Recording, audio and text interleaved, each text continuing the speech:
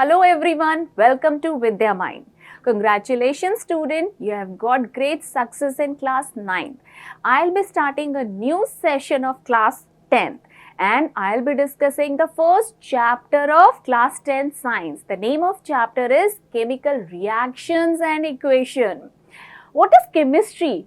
Well, chemistry is the study of chemicals and we have studied about atoms and molecules. So we can say chemistry is also a study of atoms and molecules. What about the three divisions of chemistry? Do you know the three divisions of chemistry? Well, we have physical chemistry, inorganic chemistry and organic chemistry. So this chapter depicts a part, a division that belongs to inorganic chemistry. Well, in your class 9, you have studied about matter in our surroundings, you have studied about the elements and compounds, atoms, molecules, structure of atom. These are all basically depicts the physical nature of matter, right? So, all these chapters comes under the division of physical chemistry.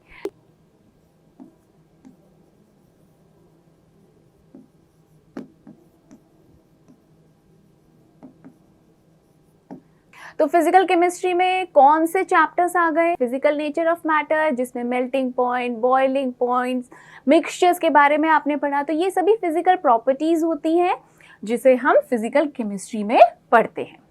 Second division हमारा है inorganic chemistry.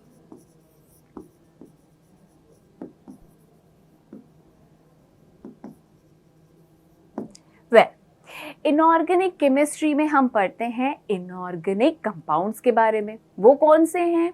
जैसे कि acids हो गए, basis हो गए, salts हो गए और बहुत सारे केमिकल्स हो गए. तो ये जो चैप्टर 1 है ये इनऑर्गेनिक केमिस्ट्री का ही चैप्टर है. और इसके अलावा आपकी क्लास 10th में जितने भी चैप्टर्स हैं उनमें से 3 चैप्टर इनऑर्गेनिक केमिस्ट्री के चैप्टर हैं. तो जो सेकेंड चैप्टर है that is about acid, basis and salts. तो वो किस डिवीजन को बिलोंग करता है? वो बिलोंग करता है inorganic chemistry. Third division of chemistry is organic chemistry. तो ऑर्गेनिक केमिस्ट्री के अंदर आते हैं कार्बन रिलेटेड कंपाउंड्स जो कि नेचर में अवेलेबल हैं. तो नेचुरल ऐसे कंपाउंड्स जिसमें कार्बन प्रेजेंट है और आपके चैप्टर में एक चैप्टर का नाम है कार्बन एंड इट्स कंपाउंड. तो कार्बन से रिलेटेड जो कंपाउंड्स हम स्टडी करेंगे वो थर्ड डिवीजन ऑफ केमिस्ट्री में आते हैं, that is called organic chemistry. तो क्लियर हो गया कि ये जो चैप्टर है चैप्टर 1 केमिकल रिएक्शंस, इसमें हम बहुत सारे केमिकल्स के साथ क्या रिएक्शन हो रहा है उसको कैसे हम रिप्रेजेंट करते हैं यही सब चीज़ें पढ़नी है और ये इनऑर्गेनिक केमिस्ट्री का पार्ट है. Now let us understand about chemical changes. I am talking about introduction to changes and we have learned a lot about these changes. They are of two types, physical changes and chemical changes. Well, physical और chemical changes को हम कैसे differentiate कर सकते हैं उसकी कुछ property के बेसिस पे. So, we have learnt about physical and chemical changes in our previous classes and these changes can occur in one or more substances. तो किसी भी substance में कोई change आ रहा है तो वो change either फिजिकल चेंज होगा या केमिकल चेंज होगा. तो ये फिजिकल केमिकल चेंज होते क्या हैं? Well, a change in which a substance undergo a change in its physical property is called physical change. अब फिजिकल प्रॉपर्टी क्या होती है? फिजिकल प्रॉपर्टी होती है कलर, शेप, स्टेट. तो यही सारी फिजिकल प्रॉपर्टीज हैं. अगर इनमें कोई चेंज आता है जैसे टेयरिंग और कटिंग अ पेपर, तो जब हम पेपर को कट करते हैं तो उसके सिर्फ शेप में और साइज में चेंज आता है. तो वो एक एग्जाम्पल हो गया फिजिकल चेंज का. तो यहाँ पे फिजिकल प्रॉपर्टी चेंज हुई कटिंग ऑफ पेपर में. तो ये कैसा चेंज हुआ? ये हुआ एक फिजिकल चेंज. तो इस एग्जाम्पल से अब हम कुछ और प्रॉपर्टीज फिजिकल चेंज की रिलेट कर लेते हैं. Well, the properties such as shape, size and color and state of a substance is called physical properties and physical change bring about the change in physical properties only, right? New substance is not form. So जो substance है उसका जो composition है वो change नहीं होता। एक और एग्जांपल देखते हैं, जैसे कि मेल्टिंग ऑफ आइस। तो जो आइस थी जब उसको मेल्ट करते हैं तो वो वाटर में कन्वर्ट हो जाती है। तो ये जो आइस है जो कि वाटर में कन्वर्ट हो गई, इसका कॉम्पोजिशन चेंज नहीं हुआ। मीन्स आइस में भी वाटर के जो मॉलिक्यूल होते हैं H2O वही है, और वाटर में भी जो वाटर के मॉलिक्यूल होते हैं वो सेम है। तो यहाँ पे केमिकल कॉम्पोजिशन में कोई चेंज नहीं हुआ, कोई नया सब्सटेंस नहीं बना, सिर्फ स्टेट में चेंज हुआ है। जो सॉलिड स्टेट था वो लिक्विड स्टेट में कन्वर्ट हो गया। करेक्ट? तो ये प्रॉपर्टी भी क्लियर हो गई। फिर chemical composition is not change, जैसे कि इस एग्जांपल से आपको दिख ही रहा है। These are generally temporary changes which can be easily reversed. तो अगर आप पेपर को फोल्ड करते हैं तो फोल्ड करने के बाद उसको अगर आप खोलेंगे तो दोबारा से उसका ओरिजिनल साइज आपको मिल जाता है। तो ऐसे बहुत सारे फिजिकल चेंजेस होते हैं जो कि रिवर्सिबल होते हैं, जो इजीली रिवर्स हो जाते हैं। And lastly, very little amount of energy in the form of heat, light or sound is absorbed or given out in the physical changes. तो ये तो हमने पढ़ा हुआ है क्लास 9 में, और इनफैक्ट क्लास 9 से पहले भी हमने इन फिजिकल चेंजेस और केमिकल चेंजेस के बारे में पढ़ा है। तो अब बात आती है केमिकल चेंज की। अब मैं आपको केमिकल चेंज क्यों बता रही हूँ, क्योंकि ये जो चैप्टर है ये केमिकल रिएक्शन पर बेस्ड है, और कोई भी केमिकल चेंज हो उस केमिकल चेंज में एक्चुअली में क्या होता है, केमिकल रिएक्शन होता है। तो इसलिए इस कंसेप्ट को थोड़ा सा रिवाइज करते हैं और फिर पढ़ते हैं कि केमिकल रिएक्शंस क्या होते हैं, right? So a change in which one और more new substances with different physical and chemical properties are formed is called chemical change. Example लेते हैं, जैसे कि rusting of iron. तो आयरन में जब रस्ट जम जाती है, उसके ऊपर एक ब्राउन फ्लेकी सा सब्सटेंस आने लगता है, तो वहां पे क्या हुआ, वो जो आयरन मेटल था वो चेंज हो गया उसके ऑक्साइड में। That is called the rust. So iron has been changed into iron oxide due to the rusting, right? तो ये rusting of iron क्या हुआ, ये केमिकल चेंज हुआ, क्योंकि यहाँ पर एक नया सब्सटेंस बन रहा है। जो ओरिजिनल सब्सटेंस था उसमें चेंजेस आए और एक नया सब्सटेंस बना। तो ऐसे सभी चेंजेस जो आप अपनी सराउंडिंग्स में देखते हैं जिसमें एक नया सब्सटेंस बन रहा है, उसे हम कैटेगराइज करते हैं केमिकल चेंजेस में। अब और क्या प्रॉपर्टीज होती हैं केमिकल चेंज की? Chemical composition of the substance is called its chemical properties. तो किसी भी केमिकल प्रॉपर्टी की अगर हम बात कर रहे हैं, उसका मतलब है कि उसका जो कॉम्पोजिशन है उसमें चेंजेस आ रहे हैं। आयरन जब ऑक्सीजन और वाटर के कांटेक्ट में आता है तो वो बनाता है rust, which is Fe2O3, means this is N oxide of iron, right? तो यहाँ पे जो कॉम्पोजिशन था, पहले आयरन जिसका सिंबल होता है Fe, राइट? तो ये जो आयरन है ये किस में चेंज हो गया, ये ऑक्सीजन और वाटर के साथ रिएक्ट होने के बाद आयरन ऑक्साइड बन गया। तो केमिकल कॉम्पोजिशन चेंज हो गया, इसका नया सब्सटेंस बन गया। तो यहाँ पे ये केमिकल प्रॉपर्टी कहलाती है। Chemical composition has been changed or is changed during a chemical change, right? अब नेक्स्ट प्रॉपर्टी देखते हैं, that is new substance is form, which is clear to you. Chemical composition is changed. तो ये जो chemical composition है यही change हुआ है जिसकी वजह से नया सब्सटेंस बना है। These are generally permanent changes.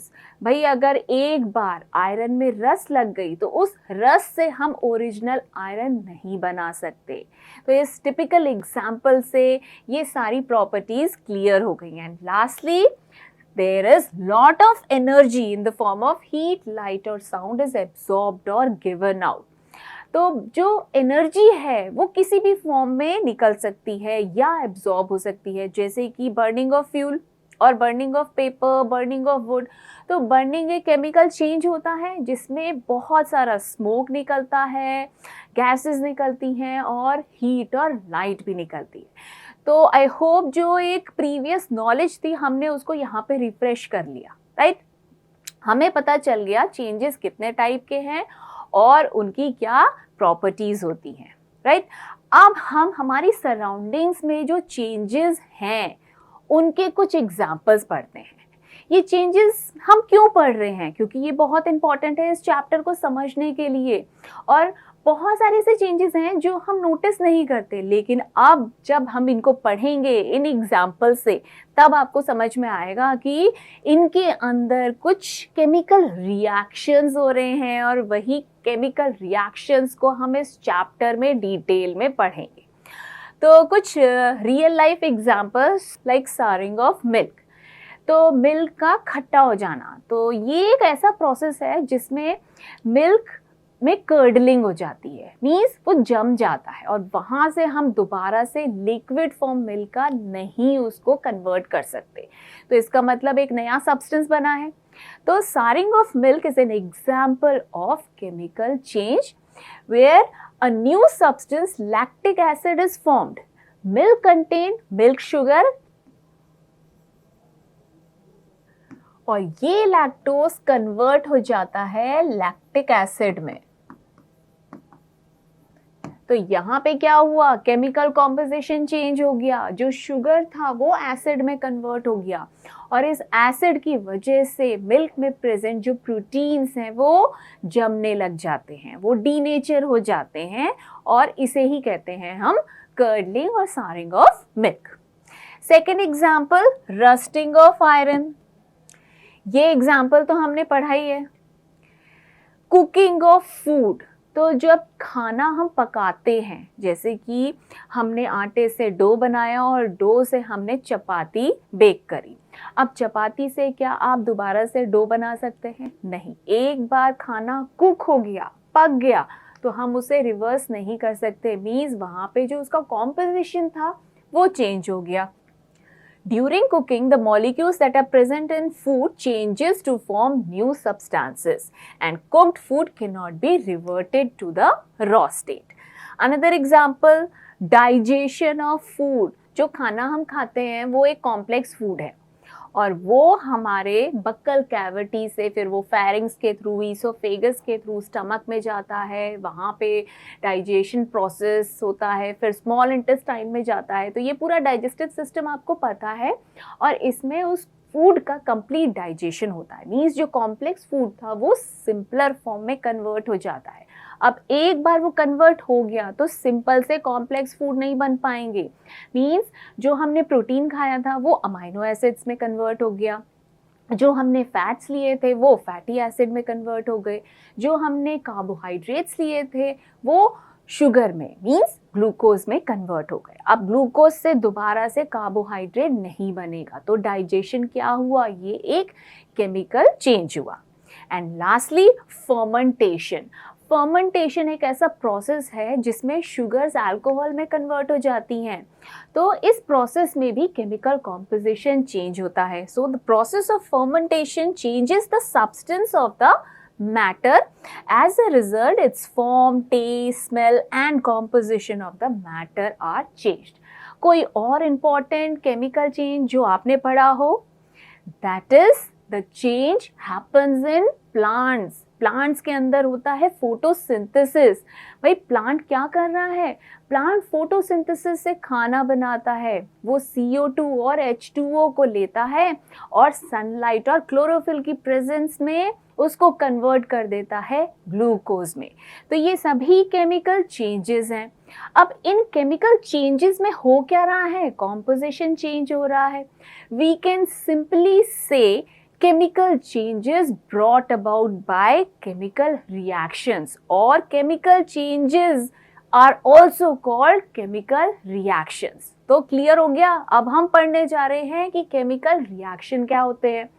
Chemical reaction को समझने के लिए एक सिंपल सी एक्टिविटी जो आपने पहले भी पढ़ी है उसी को दोबारा से यहाँ पे रिकॉल करते हैं। That is burning of magnesium ribbon. तो burning of magnesium ribbon is a chemical change. अब ये केमिकल चेंज किस तरीके से केमिकल रिएक्शन में रिप्रेजेंट होता है, ये हम इस एक्टिविटी में पढ़ेंगे। तो इस एक्टिविटी को परफॉर्म करने के लिए हमें चाहिए magnesium ribbon. We need a thin magnesium ribbon. तो मैग्नीशियम रिबन जो होता है उसको अक्सर पहले सैंड पेपर से क्लीन करना पड़ता है। द रीज़न बिहाइंड कि ये जो मैग्नीशियम रिबन है इसके ऊपर एक पतली सी, बहुत पतली सी एक लेयर आ जाती है। किसकी? इसके ऑक्साइड की। कई बुक्स में आप देखेंगे कि जो स्टेप्स हैं बर्निंग ऑफ मैग्नीशियम रिबन के, उसमें सबसे पहले तो मैग्नीशियम रिबन को लेके उसको क्लीन किया जाता है सैंड पेपर से। The reason behind is to remove an oxide layer over it. तो ये जो ऑक्साइड की एक लेयर होती है इसको रिमूव किया जाता है सैंड पेपर से। Sometimes, as you know, in our surrounding, oxygen as well as CO2 gas is present. तो कभी कभार ये होता है कि इस ऑक्साइड के लेयर के ऊपर एक और लेयर आ जाती है। तो वो जो लेयर है वो किसकी होती है? वो होती है कार्बोनेट की।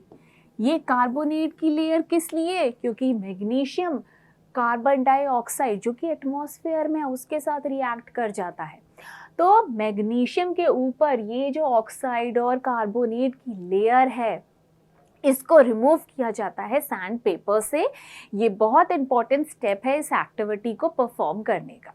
और इसके बाद उस मैग्नीशियम रिबन को फ्लेम के ऊपर रख के बर्न किया जाता है। तो यहाँ पे पर्पस क्या था? यहाँ पे पर्पस ये था कि burning is a chemical change and we are burning a metal that is magnesium metal, जिसको हमने सैंड पेपर से पहले ही अच्छे से रब कर लिया ताकि जो बर्निंग हो फ्लेम के अंडर वो क्लीन हो और स्मूथ हो, राइट? बट बी केयरफुल, ये एक्सपेरिमेंट आपको केमिस्ट्री लैब में अपने टीचर्स के सुपरविजन में करना है। और इस बर्निंग प्रोसेस में एक फ्लैश ऑफ लाइट निकलती है जिसे हम कहते हैं white light. Magnesium metal when burns it produces white light, that is also dangerous. तो हमें दूर से इस एक्टिविटी को देखना है, right? So this is an assembly to show कि हाउ दिस एक्सपेरिमेंट और एक्टिविटी इज परफॉर्म्ड, राइट? अब फाइनली हमें क्या ऑब्जर्वेशन नोट करने हैं? हमें ये नोट करना है कि ये जो मैग्नीशियम बर्न हुआ, तो बर्न होने के बाद इसने रिलीज करी बहुत सारी white light and leaves behind white powdery ash. तो यहाँ पे बर्निंग के बाद कौन सा जो चेंज आया है वो आपने ऑब्जर्व किया कि जो मैग्नीशियम रिबन था वो कन्वर्ट हो गया मैग्नीशियम के पाउडर में, वाइट पाउडर में, right? So the change can be represented by the following equation. अब इस चेंज को हम कैसे रिप्रेजेंट कर सकते हैं? चेंज को हम रिप्रेजेंट कर रहे हैं एक केमिकल रिएक्शन से। तो केमिकल रिएक्शन में आप क्या देख रहे हैं कि यहाँ पे हमने रखा है मैग्नीशियम, और मैग्नीशियम ऑक्सीजन की प्रेजेंस में, भाई ऑक्सीजन की प्रेजेंस में ही तो बर्निंग होती है बिकॉज ऑक्सीजन सपोर्ट्स कंबशन। तो ये बनाता है मैग्नीशियम ऑक्साइड। तो कितना सिंपल रिएक्शन है। हमने केमिकल चेंज को कैसे रिप्रेजेंट कर दिया? केमिकल रिएक्शन से रिप्रेजेंट कर दिया। और उस केमिकल रिएक्शन में आप यहाँ देख रहे हैं कि यहाँ पे मैग्नीशियम है और ऑक्सीजन है। तो ये जो दो आपको यहाँ पे लिखे हुए दिख रहे हैं, ये दोनों क्या हैं? ये बेसिकली ऐसे सब्सटेंस हैं जिन्हें हम कहते हैं रिएक्टेंट्स। मीन्स ऐसे सब्सटेंस जो एक दूसरे के साथ रिएक्ट कर रहे हैं। So those substances which react with each other, they are called reactants. And during a chemical change, there is formation of new substance, and that new substance is called product. ये मैं अभी इसलिए बता रही हूँ क्योंकि अब आपको इसके बाद केमिकल रिएक्शंस के बारे में पढ़ना है, जिसमें ये पॉइंट क्लियर होना चाहिए कि जो सब्सटेंस आपस में रिएक्ट कर रहे हैं वो रिएक्टेंट्स है, और रिएक्टेंट्स मिलके फाइनली एक नया सब्सटेंस बना रहे हैं केमिकल चेंज में, जिसे कहते हैं हम प्रोडक्ट। क्लियर है? Good. The ash is a new substance called magnesium oxide and it is formed due to the reaction between magnesium and oxygen present in the air. So we can finally conclude that burning of a magnesium ribbon is a chemical change. So while performing this activity, we need to take some cautions. What are those cautions? It is dangerous to look for a long time at the burning magnesium ribbon. So the teacher should advise children not to stare at the burning ribbon. तो जब भी इस activity को आप perform करेंगे, आपको पता है वाइट फ्लैश ऑफ लाइट निकलेगी जब मैग्नीशियम रिबन को बर्न किया जाएगा, तो आपको उसको बहुत ज़्यादा देर तक नहीं देखना है। उसे मतलब बेसिकली आपके जो आईज हैं उसमें वो फ्लैश बहुत ज़्यादा देर तक नहीं जानी चाहिए, राइट? तो ये छोटा सा क्वेश्चन है और इस क्वेश्चन को आपको ध्यान में रखना है। अब इन इंफॉर्मेशंस को हम यूज़ करेंगे और अब हम पढ़ेंगे कि केमिकल रिएक्शंस क्या होते हैं। एक केमिकल रिएक्शन तो आई होप जो मैग्नीशियम बर्निंग में हो रहा है वो आपको क्लियर हो गया, तो उसी को बेस बना के अब हम केमिकल रिएक्शंस में और क्या क्या होता है उसको समझेंगे, right? So when magnesium ribbon is burned in oxygen, it gets converted to magnesium oxide. Here magnesium and oxygen are the reactants and magnesium oxide is the product. तो इस एक्सपेरिमेंट को जब हम शॉर्ट वे में represent करते हैं तो वही कहलाता है chemical reaction. So a short representation of any chemical change is called chemical reaction, right? तो मैग्नीशियम और ऑक्सीजन हो गए हमारे रिएक्टेंट्स और मैग्नीशियम ऑक्साइड जो कि एक फाइनल प्रोडक्ट बना है वाइट कलर का, वाइट पाउडरी सब्सटेंस, वो कहलाता है हमारा product. So in a simple chemical reaction you will find reactants and product. Clear? First point, अब हम केमिकल रिएक्शन को समझ रहे हैं जिसमें सबसे पहला पॉइंट है changes in the chemical bonds between the atoms. We know about atoms and molecules. हमें सब कुछ पता है atoms और molecules के बारे में। तो इस रिएक्शन में जब हम इस रिएक्शन को देखते हैं तो इसके अंदर हैं एटम्स, मैग्नीशियम का एटम ऑक्सीजन के मॉलिक्यूल के साथ रिएक्ट हो रहा है और बना रहा है मैग्नीशियम ऑक्साइड, राइट? जो कि ये एक कंपाउंड है। तो यहाँ पे हो क्या रहा है? यहाँ पे बेसिकली जो इनके बीच में बॉन्ड्स हैं वो ब्रेक हो रहे हैं और न्यू बॉन्ड्स बन रहे हैं। तो रिएक्टेंट्स में जो ओरिजिनल बॉन्ड्स थे वो ब्रेक हो रहे हैं और प्रोडक्ट में जो नया कंपाउंड बना है वो न्यू बॉन्ड फॉर्मेशन की वजह से बना है।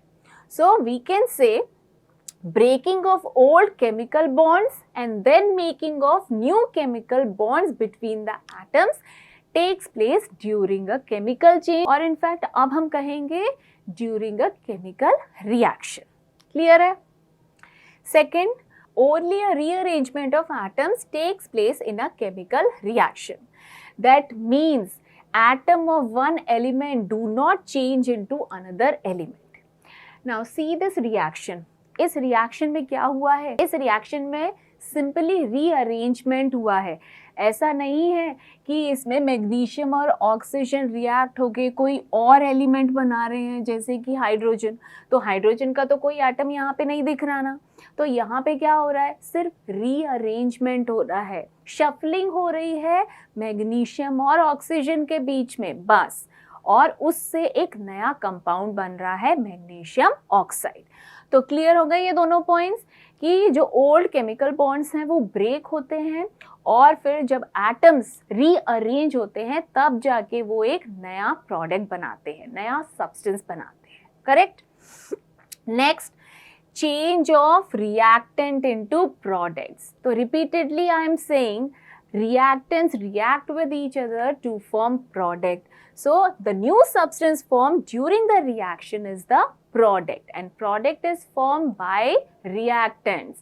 तो reactants दो हो सकते हैं, दो से ज़्यादा भी हो सकते हैं और इन reactants के बीच में rearrangement हुआ है, जो original chemical bonds थे वो break हुए हैं और तब जाके एक प्रोडक्ट बना है, राइट।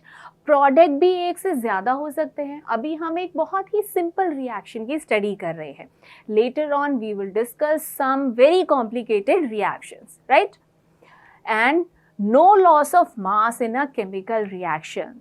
तो law of conservation of mass क्या कहता है? According to this law, mass can neither be created nor be destroyed, or we can also say law of conservation of mass means the total mass of reactant must be equal to the total mass of product. तो किसी भी chemical reaction में जब हम reactants और product के मास को major करते हैं तो वो बराबर होते हैं। Means a chemical reaction always satisfy the law of conservation of mass. So the mass remains constant during a chemical reaction. तो ये जो 4 प्रॉपर्टीज थी केमिकल रिएक्शन की क्लियर हो गई। जल्दी से इसको रिवाइज करिए कि केमिकल रिएक्शन, भाई केमिकल चेंज को हम केमिकल रिएक्शन कहते हैं। केमिकल रिएक्शन में ओरिजिनल जो केमिकल बॉन्ड्स हैं वो ब्रेक होते हैं और न्यू बॉन्ड्स बनते हैं। एटम्स और मॉलिक्यूल्स के बीच में रीअरेंजमेंट होता है। तो ये जो एटम्स हैं ये रीअरेंज होके नए कंपाउंड्स बनाते हैं। जैसे कि हमने बोला रिएक्टेंट्स कन्वर्ट होके प्रोडक्ट बनाते हैं। एंड लास्टली सभी केमिकल रिएक्शन सेटिस्फाई करते हैं law of conservation of mass. So these are 4 important characteristics of a chemical reaction. तो आज की इंट्रोडक्टरी क्लास में अब आपको पता चल गया कि केमिकल चेंज ही केमिकल रिएक्शन है और केमिकल रिएक्शन में ये 4 इंपॉर्टेंट प्रॉपर्टीज होती हैं. क्लियर है? गुड.